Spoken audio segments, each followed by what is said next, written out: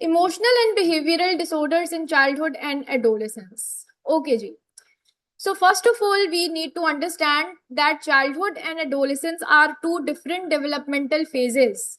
And both of these, each of these phase has different behavioral and emotional needs, which needs to be fulfilled. And when those needs do not get fulfilled, so disruption of the pattern is observed, emotional dysregulation is observed, and disruption in behavioral pattern is observed, and that then we categorize as mental disorders. Okay. So it's not like when we see a child is not paying attention to homework, or a child is not taking part in social activities, so it is always necessary that the child is having a mental disorder. ठीक है. It's not necessary to diagnose a mental disorder. We need to see in the light of DSM that whether all the diagnostic criteria is meeting or not. ठीक है. So सबसे पहले तो we need to understand कि when we talk about the mental health problems in children, we must understand children are not small adults. Childhood is a different developmental phase and adulthood is a different developmental phase. If we look at the age, so till the age of 12, childhood is lasts till the age of 12. और फिर उस childhood के different phases हैं. We have early childhood, we have late childhood, and we have middle childhood.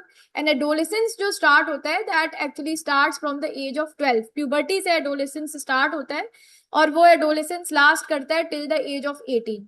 So childhood is not small adulthood, it's a different developmental phase. और जब different developmental phase है तो definite सी बात है कि उस फेज की अपनी डिफरेंट साइको सोशल रिक्वायरमेंट्स होंगी. ठीक है. So if we observe children and if we observe adolescence, so उनके अंदर at the age of puberty, even in the childhood, at different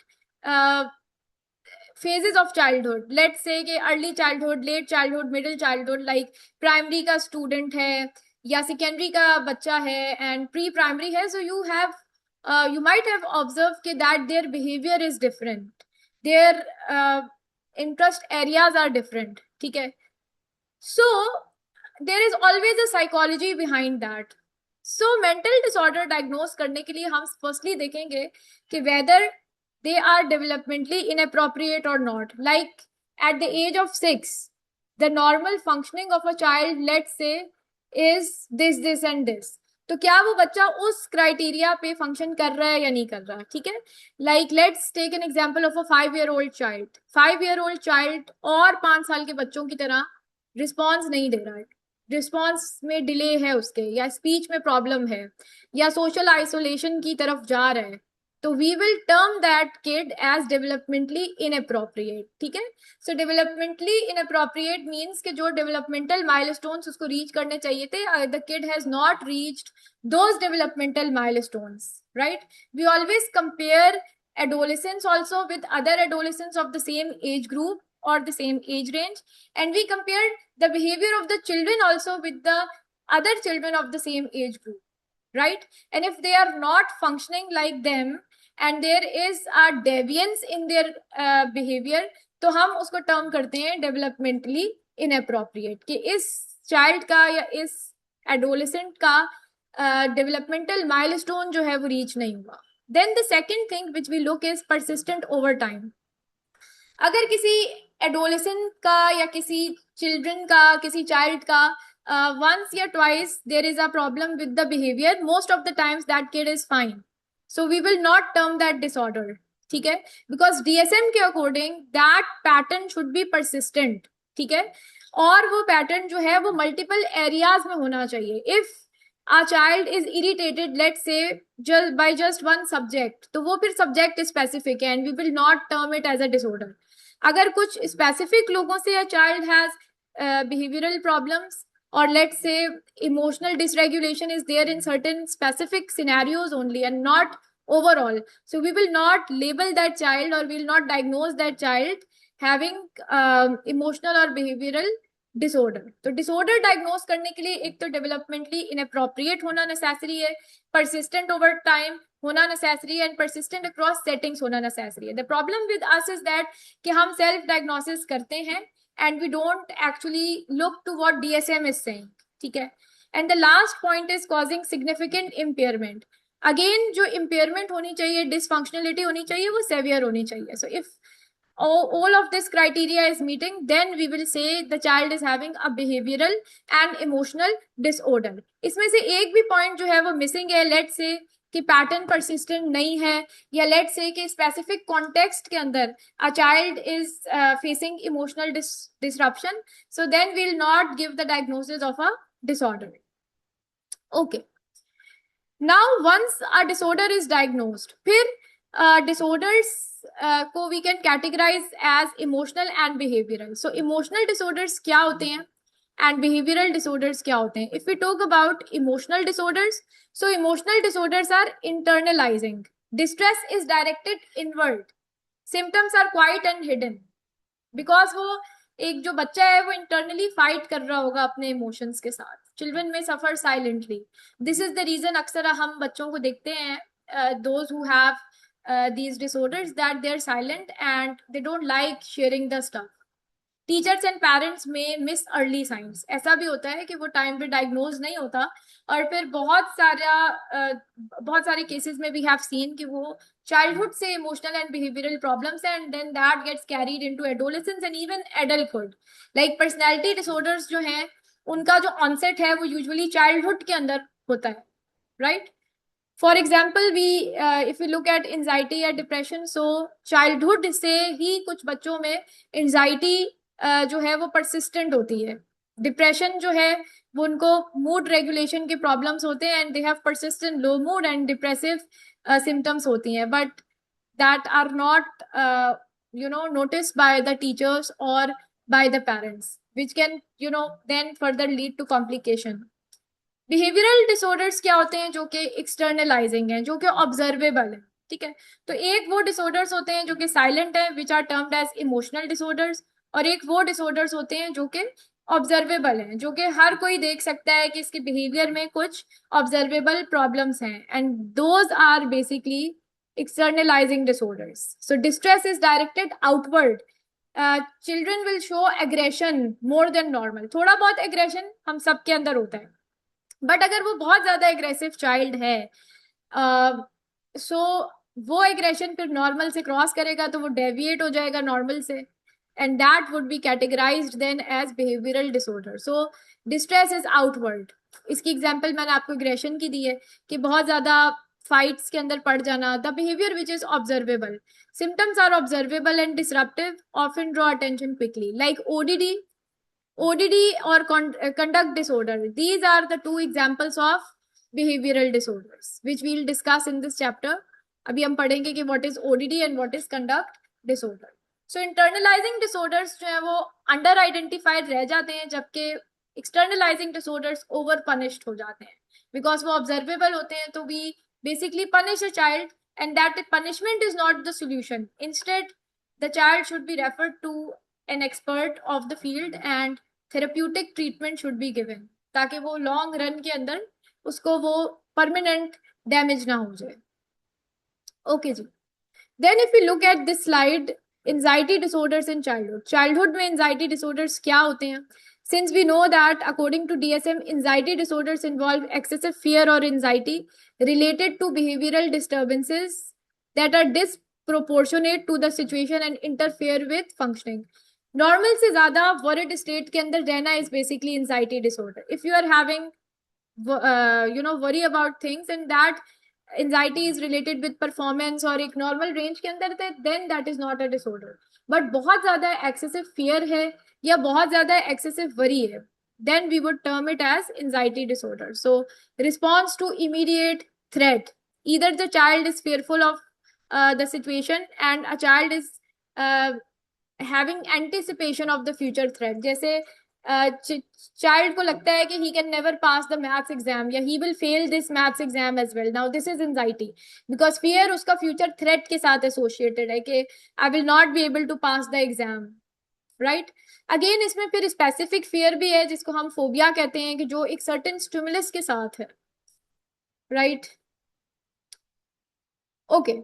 These are the categories of the anxiety disorders in childhood. Separation anxiety disorder, where a child refuses to attend the school and parents को जो है वो बहुत ज्यादा excessively उसको fair होता है कि दे डोंट उसको छोड़ के ना जाएं. Then GAD, that is generalized anxiety disorder, where a child has excessive worry about health, family, future and the school. Social anxiety, which is very common, जहाँ पे a children is having a fear of speaking, reading aloud. आप ऐसे बच्चे को class में बोलेंगे कि reading करें, सो वो रीडिंग नहीं करेगा because of the fear that the classmates will laugh at a child. ठीक है. And it's a very common disorder of anxiety in childhood, that is social anxiety disorder. फिर स्पेसिफिक फोबियाज, कुछ बच्चों को आप देखें कि डार्कनेस का फोबिया होता है, इंजेक्शंस का फियर होता है, that is basically specific phobia. Again a child with stomach x every morning before school, तो ये आपने देखा होगा कि अक्सर जो बच्चे होते हैं दे कंप्लेन कि देयर इज अ स्टमक एक, stomach is Penning. In actual, that is not a medical problem. Most of the times that problem is psychological and anxiety is the reason behind it. ठीक है. It's not a medical illness, बल्कि anxiety होती है जिसकी वजह से they have certain complaints. Okay. Now symptom presentation क्या है कि children often show anxiety through stomach complaints. अब वो जो एंजाइटी शो करते हैं वो थ्रू स्टमक कंप्लेन्स शो करेंगे. Headaches, nausea, irritability is one of the ways they show that anxiety. Avoidance, situation को अवॉइड करना. ठीक है. So unlike adults, children cannot always verbalize worry because they are still in the developmental phases and they don't know how to say things.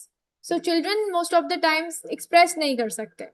Again ये फिर एक challenge है for a clinical psychologist कि if the client is a child तो उसको tackle करना comparative to adult is much challenging. Okay.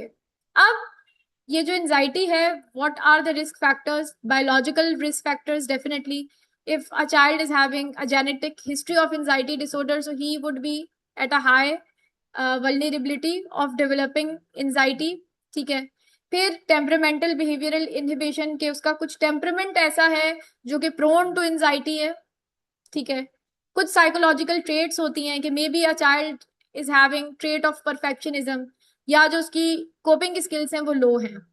Environmental factors भी responsible है इसके पीछे. Over protective parenting, some children experience over protective parenting. Parents are like helicopters, excessive care parents करते हैं, या कोई trauma हो जाता है जिसकी वजह से they develop emotional and behavioral disorders. And academic pressure is one of the cause of anxiety disorders in childhood. Moving to the next slide. Early warning signs इसमें क्या है कि if your child is refusing to attend the school, if your child is having sleeping problems, if your child is frequently crying without a known cause, if the behavior is clingy and there's an excessive fear of mistakes, so then that is an alarming point. You should consult a clinical psychologist ताकि वो बच्चे का cause पता लगे कि why is that, whether there is something wrong behaviorally or not. So early anxiety जो है treat नहीं होती, so that gets converted into major depressive disorder in adolescence. So ये early anxiety होती है जो कि treat नहीं होती, जो कि बिगड़ जाती है and it gets into depression in adolescence. Depressive disorders in childhood and adolescence. What are depressive disorders? Depressive disorder is basically a mood disorder and depression is a persistent low mood. Again, when we diagnose a mental illness, so once or twice or occasionally if someone is feeling sad, occasionally if someone is feeling lack of motivation, that is not depression. Again, I would repeat the same point. The problem with the society is that everyone is expert here. We just look at one point and the Instagram reels are leading to destruction because the people who are making those reels most of the times do not have an education in psychology and they're not aware of the DSM. DSM doesn't talks only about one sign. It doesn't talks about even two signs. It has a proper specific diagnostic criteria. So depression is associated with a mood disorder and there should be a problem with the mood for a persistent duration of the time. The irritation should be for persistent duration of the time. So all the criteria should be fulfilled, or at least the minimum criteria should be fulfilled to diagnose someone major depressive disorder. When we talk about children, so often we have seen irritability and lack of motivation in a child.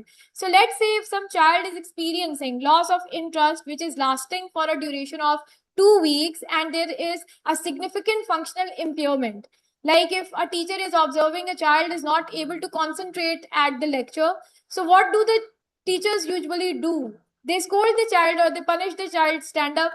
Do you think that is this the solution? This is not the solution. Maybe a child is facing any problem.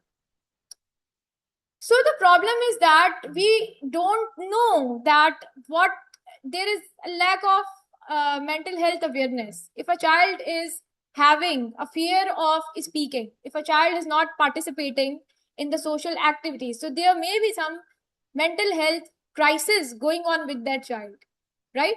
So depression involves a persistent depressed or irritable mood lasting at least 2 weeks. So we actually see whether for 2 weeks there is dysfunctionality or not, right? And this table is actually showing you how depression looks different in children. Again, I will repeat the same point.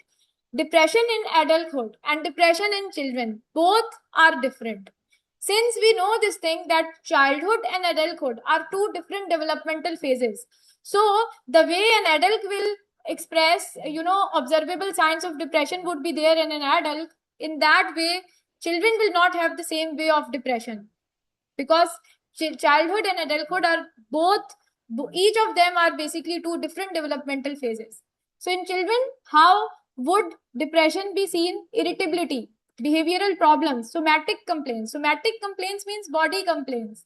A child is saying that he has stomach pain and he doesn't want to attend the school, or he is having headache. We have seen this in children. Most of the times children say that the stomach is paining, so I don't want to go to school today. So those are somatic complaints. If we look at the depressive symptoms in in adolescence, so adolescents are basically the age group till the age of 18, and adolescence starts from the age of 12. So this age group, 12 till 18, have depressive symptoms, and those symptoms are visible by sadness, hopelessness, withdrawal. You will observe that adolescents are not the part of social circles. They are having social withdrawal and suicidal thoughts. So suicidal thoughts are more common in adolescents, whereas in children we don't see usually most of the times that they have any suicidal thoughts, because the child again is still in a learning phase. Even adolescent is in a learning phase, but as compared to child, that adolescence has learned more. So this is something we need to understand, right? So irritability can be a core symptom. Irritability is not a misbehavior, it is one of the core symptoms. And there are again many things which we need to see to diagnose a child's major depressive disorder. All right, so this slide is now showing you symptoms, core symptoms. Core symptoms in children would be loss of interest in play. If a children used to play football before and used to take immense interest in playing football, now you would notice that there is a decline in interest. There is a decline in energy, sleep issues, whether a child will start sleeping more or less than before. Appetite changes, whether a child will eat more than before or will eat less than before. Feeling of worthlessness, child will feel that he is no more valued or he is no more heard. People are not giving value to the kid.